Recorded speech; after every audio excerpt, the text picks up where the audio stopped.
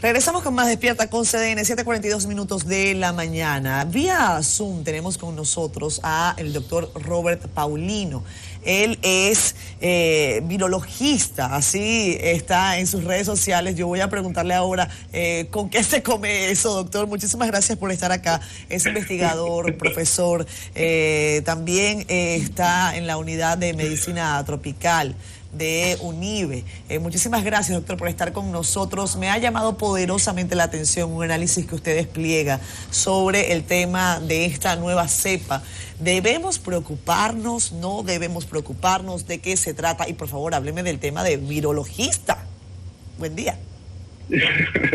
Bueno, la virología médica es la rama de la microbiología que se encarga de hacer estudios de los virus, de su dinámica, de cómo se comportan, de sus características moleculares, cómo interactúan con nosotros y nuestro sistema inmunológico.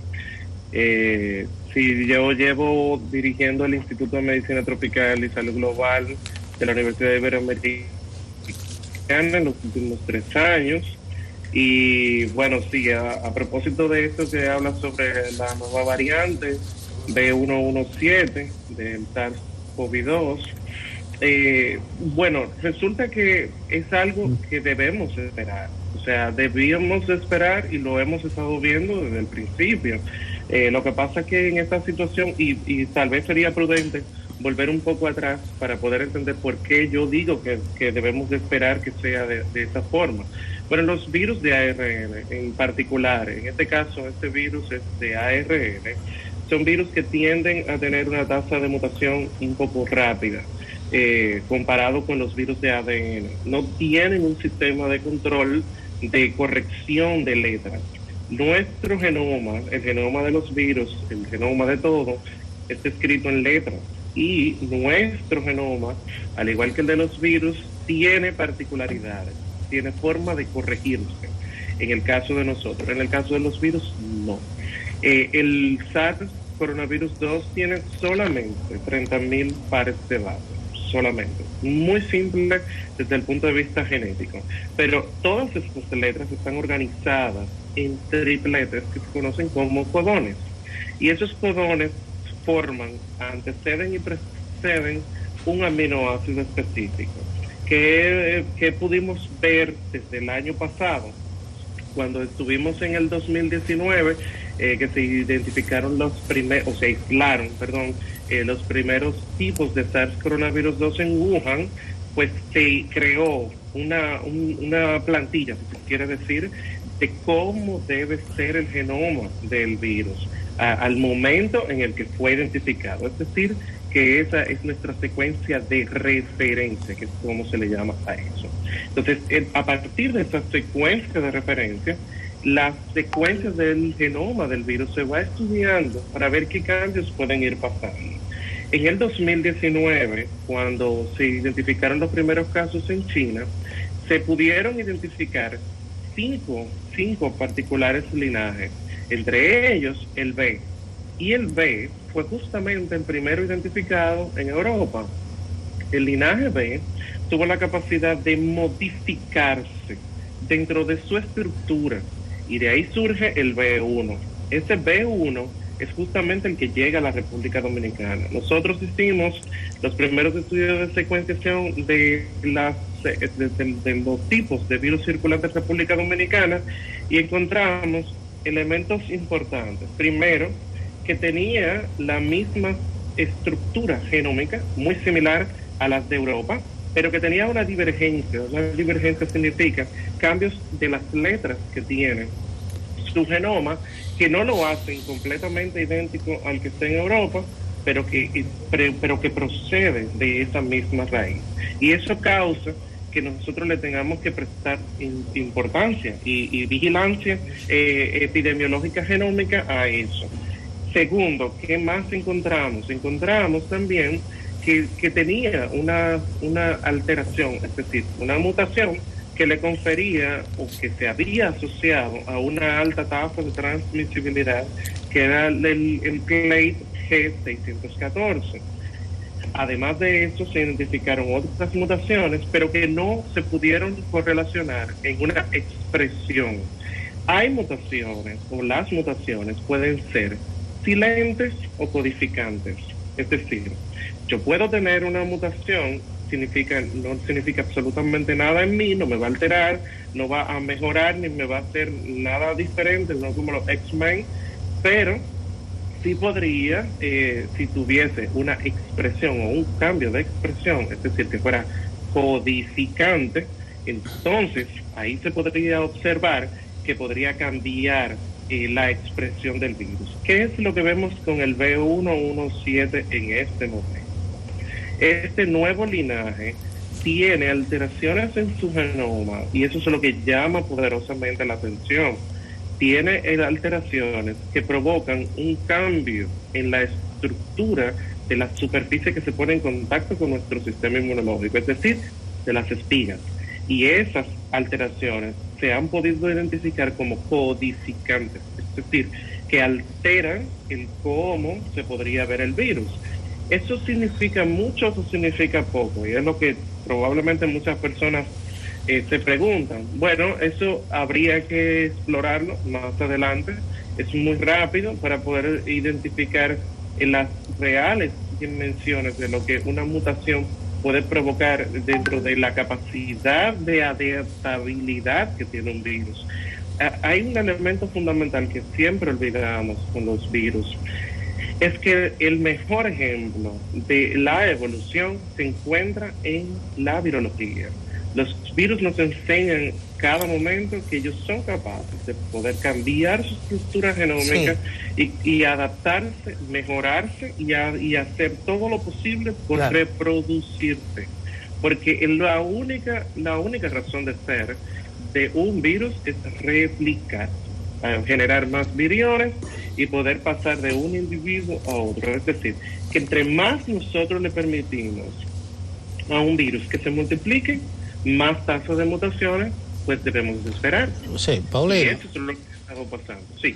El hecho concreto es que está comprobada la mutación, la variante, la cepa incluso, se habla una nueva en Brasil. Se ha adelantado que las vacunas ya aprobadas podían ser útiles. ¿Cómo se comprobó eso? Mire, lo primero es que por primera vez en la historia nosotros tenemos en la comunidad científica de hecho fue nominada este año en la revista Science como The Breakthrough of the Year, es decir, el hallazgo científico más importante de la ciencia de este año, que fue la generación de vacunas de ARN mensajero. Las vacunas de ARN mensajero se pueden diseñar así como que yo cojo una secuencia completa en una computadora, yo la diseño y yo la produzco. Es decir, que no necesitan un proceso tan prolongado en su confección. Sí, obviamente cambia para poder determinar si es eficaz o no, porque necesitan hacerse pruebas clínicas para poder determinar eso. Sin embargo, si yo tengo una variante o un nuevo linaje, simple y llanamente yo cambio las instrucciones de la confección de una nueva vacuna de ARN mensajero e inmediatamente yo la mando a producción y vamos a tener una nueva vacuna. Es decir, que poder tener la oportunidad por primera vez en la historia de que las vacunas de ARN mensajeros están disponibles, que son y que han demostrado ser seguras, nos permite a nosotros poder decir a ciencia cierta que, ok, bueno, el virus va a cambiar. Sí, bueno, eso va a tener una implicación de que probablemente los que se vacunaron en un momento van a tener que vacunarse con otra en otro momento. Eso podría ser, pero tenemos la oportunidad de hacerlo. Antes no podíamos hacer eso. Antes, generar una vacuna contra la influenza, que es nuestro parámetro primario de comparación con el COVID, eran meses. Ahora estamos hablando de que en menos de 3 meses se pudo identificar, secuenciar el virus y también poder empezar a hacer diseños de vacunas innovadoras que pudiesen responder a la pandemia. Doctor Paulino, cuando hablamos de virología y hablamos de COVID, en República Dominicana se abunda, se especula sobre situaciones que es bueno aclarar desde el punto de vista científico. Por ejemplo, la gente dice, en República Dominicana es que el coronavirus que llegó aquí no era tan agresivo como el de Europa, por ejemplo. Se habla que, no, bueno, la cepa de Italia fue horrible, eso mató muchísima gente. Desde el punto de vista de la ciencia, lo que tenemos en República Dominicana, los datos, ¿responden a qué? Lo primero es que eso no es correcto y eso está demostrado. La misma secuencia genética que llegó a la República Dominicana es la misma que estaba en Italia. De hecho, el efecto fundador en la República Dominicana fue de origen italiano, es decir, que es la misma secuencia. De hecho, tiene la misma mutación característica de Italia, que es la G614. Esto es lo primero. Lo segundo es que los virus interactúan con las poblaciones. Una población, dependiendo de sus características, va a tener una respuesta distinta, diferente, mejor, peor que otra población. Nunca podemos pretender que el virus va a interactuar igual, inclusive en países que tienen mucha densidad poblacional, pues vamos a observar variantes y vamos a ver dinámicas diferentes de interacción. Es muy simple. Si vemos a la República Dominicana en un contexto global, vamos a observar que la tasa de letalidad de la infección de la COVID-19 en algunas provincias se comportó diferente a otras. Sí. ¿Qué pasaba en estas provincias? Hay muchos factores. Hay factores económicos, hay factores estructurales, hay factores de edad, hay factores que tienen que ver con cuáles fueron las primeras personas que se infectaron, se relacionaron con personas con comorbilidades, etcétera, etcétera. Son temas sociales, no científicos. Son científicos porque tienen una base científica, poder explicarlo, pero son elementos más demográficos, o sea, son características demográficas distintas. Una población mayoritariamente, nuestra curva de edad es muy significativa en personas jóvenes que no tienen comorbilidades ni tienen ningún otro antecedente que esté relacionado con un incremento en la mortalidad. Ahora, y eso es importante poderlo recordar, porque tenemos la falsa convicción de que solamente las personas que tienen comorbilidades van a fallecer. Estamos frente a una pandemia en la que nunca habíamos experimentado. Primero. Lo segundo, la tenemos con un virus completamente nuevo, que nuestro sistema de defensa no reconocía, nunca se había expuesto. Y cuando digo nuestro sistema de defensa, no estoy hablando de República Dominicana, estoy hablando de la especie humana. Entonces, tercero, para seguir en el orden, tenemos que entender que las personas jóvenes que se infectan también pueden morir. O sea, hay elementos que no conocemos todavía, ni entendemos a precisión el por qué hay personas que, a pesar de no tener ninguna comorbilidad, evolucionan hacia una criticidad y necesitan unidad de cuidados intensivos, además de que sabemos ahora que los efectos de la COVID-19 no solamente son en el momento de la criticidad, sino que pueden perdurar a través del tiempo, pueden ser posteriores, y eso también es importante recordarlo. Doctor, con relación a conversar con Nelson, creo que tienes tú una pregunta, perdón. No, yo iba a insistir porque esto es nuevo para la ciencia médica, usted mismo lo dice.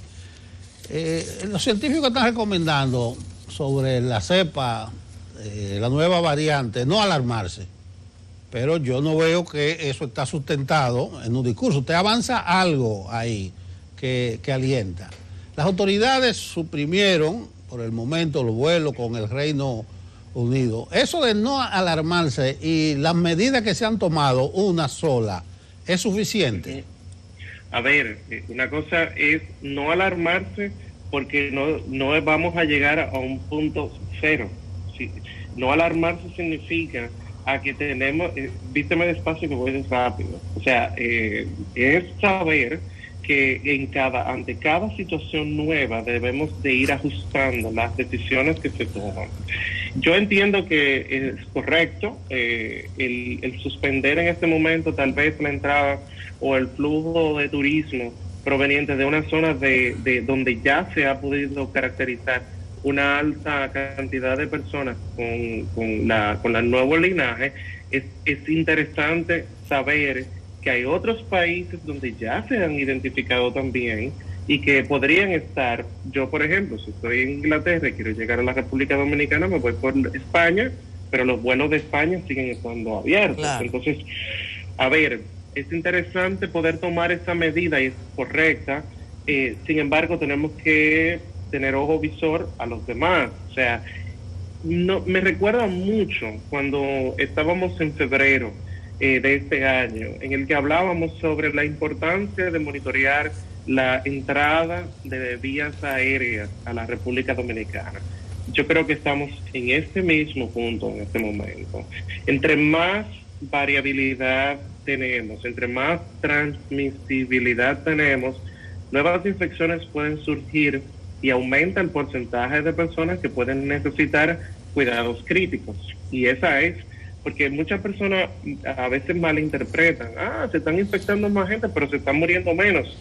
Claro, si tú aumentas tu denominador, tu número de pruebas realizadas, la aumenta, la triplica, la cuatriplica, como estamos haciendo ahora mismo en nuestro país, y también, encima de todo, tú tienes nuevas infecciones que van alimentando la ponchera de agua, si se quiere decir, que son el ejemplo que siempre utilizamos. Sí. Vamos a tener un 2% de la población que va a necesitar cuidado crítico y que va a fallecer. Ese número va a ir ampliándose. Entonces, lo que tenemos en momentos como este, en el que ya sabemos que las mutaciones pueden amplificarse. Amplificarse significa que se puedan diseminar de una forma rápida, es controlar la transmisión, es apretar otra vez las medidas que tomamos a principio de año para poder reducir el impacto negativo que puede tener un aumento desproporcionado de nuevas infecciones.